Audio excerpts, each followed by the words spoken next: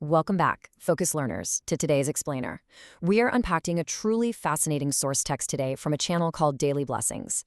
And honestly, whether you consider yourself deeply spiritual or you're just someone trying to navigate the messy complexities of human relationships, this text completely reframes how we process unfair suffering, betrayal, and this whole concept of divine justice. It takes that deeply painful, raw experience of being wronged and flips it entirely on its head, suggesting that what feels like a devastating defeat is actually the architecture of something so much greater. Okay, let's dive right into this. The source material kicks off with this incredibly striking premise. They believed they were fighting an ordinary person, but they forgot that when someone walks with God, every attack becomes a witness. This just immediately validates the visceral emotion of being wronged. The text doesn't shy away from the cruelty of false accusations or the sting of mockery, but instead of lingering in victimhood, it introduces this radical idea. The idea that every wound and every act of evil actually writes a story that literally cannot be ignored. The perpetrators think they have the upper hand, but they are entirely misjudging the situation. So I want you to think about this for a second. How do you typically respond to deep betrayal? When someone actively tries to tear you down, the natural human instinct is to fight back, right? To defend your name or maybe seek some kind of immediate revenge. But the text we're exploring today asks us to bridge the gap between that painful personal experience and a complete paradigm shift.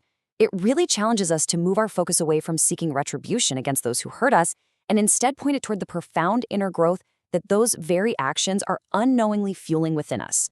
That brings us to Section 1, the illusion of defeat, seeing through the struggle. To understand how this works, we really need to look at the first major theme of the text. The source relies heavily on a sharp dichotomy between what is visible to the rest of the world and what remains entirely invisible beneath the surface. Notice how clearly human perception contrasts with divine reality here. Under the world's view, people judge by appearances alone. They see your tears, they see your delay, and they measure your entire future by your present difficult circumstances.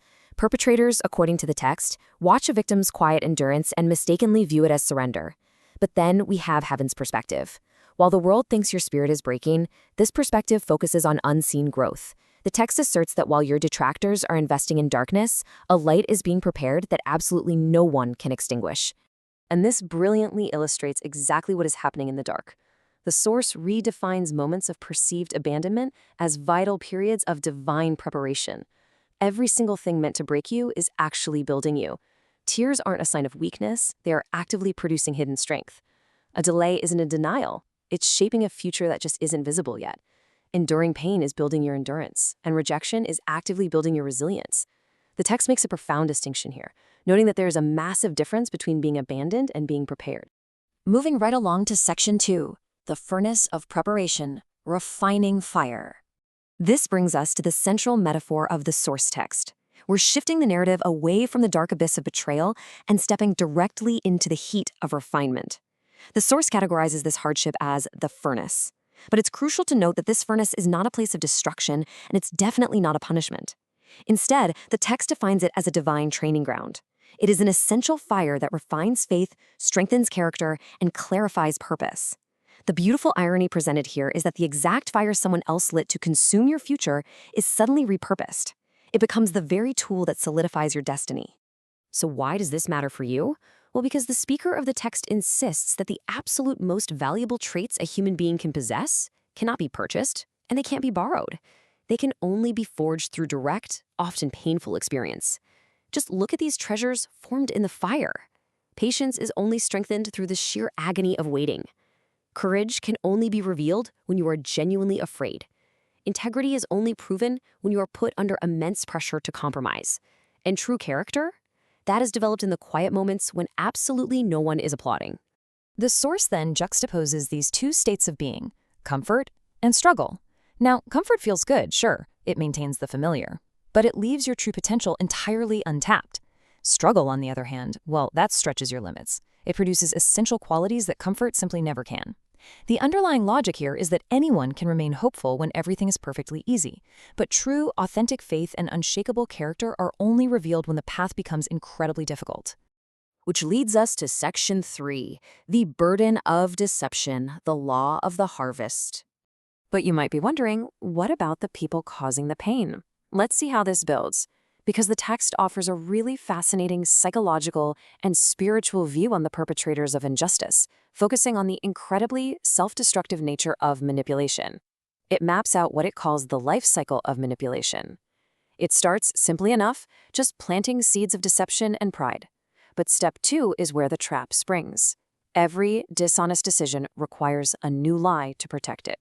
This inevitably leads to step 3, cultivating deep internal confusion and anxiety. And finally, in step 4, the perpetrator becomes completely trapped in a self-made prison of guilt and fear. The text asserts that moral consequences are fundamentally baked into creation itself. Because of this built-in law of the harvest, seeking personal revenge is, well, it's ultimately completely unnecessary. And the physical and emotional toll of this life cycle is just exhausting. Look at the stark contrast here. Deception demands constant maintenance. It grows increasingly complicated and forces the deceiver to wear incredibly heavy masks. Conversely, truth stands completely on its own. It remains steady. It requires literally no maintenance because it has absolutely nothing to hide. The text promises that while a life built on manipulation becomes weaker under pressure, a life built on integrity only grows stronger. I want to pause here for a second and just reflect on this exceptionally powerful metaphor drawn directly from the text. A fire fueled by hatred never stays under the control of the one who started it. The people who plot and scheme assume they can manipulate situations without ever facing the fallout. But destructive actions inevitably escape the grasp of those who initiate them. The chaos they intended for you eventually turns around and surrounds them. Finally, we reach section 4, redefining true victory, the invisible root system. This guides us into the final narrative arc of today's explainer. If revenge isn't the goal, and the perpetrators will eventually face the consequences of their own actions anyway, what does success actually look like? Well, the source offers a unique redefinition of victory, mapping out a timeline for the journey of restoration based on a really beautiful tree metaphor. It starts with the years of pain, where you experience the betrayal but act as a silent witness. Then comes the seasons of waiting. This is where that tree metaphor shines. Just like a mighty tree spends years strengthening its foundation beneath the ground before ever reaching for the sky, your growth is invisible, happening beneath the soil. Finally, the appointed time arrives. God's preparation is personal and intentional. The text promises that doors will suddenly open and all that anxiety will be replaced by a profound, lasting peace. When we look at the two divergent paths outlined in the source, the contrast is just undeniable. The path of manipulation seeks power through control, produces endless conflict, and leads straight to a self-made prison. The path of faith, however, discovers strength through surrender, produces lasting peace, and leads to authentic freedom. The text assures the listener that God's justice never fails to balance these scales, even if the timing doesn't always match our human impatience. So, the crucial point is this climactic paradigm shift. The text completely moves the goalpost of what we consider winning.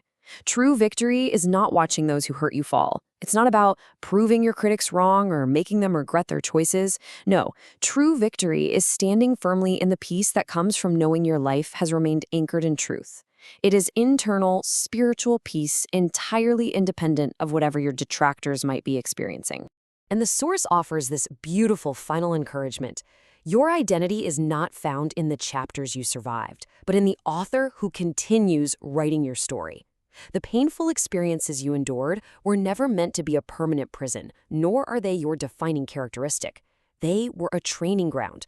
The wisdom, compassion, and strength you gained through your suffering were meant to equip you to help others who are walking through a similar valley. Honestly, nothing surrendered is ever wasted. I want to leave you with this exact, provocative question drawn directly from the text to reflect on as we close out today's explainer. Will you allow your future to be shaped by promises or chained to the wounds of your past? The choices of those who hurt you belong to them, but your response belongs entirely to you. Thank you so much for joining me for this deep dive, Focused Learners. Keep growing, keep reflecting, and I'll see you in the next one.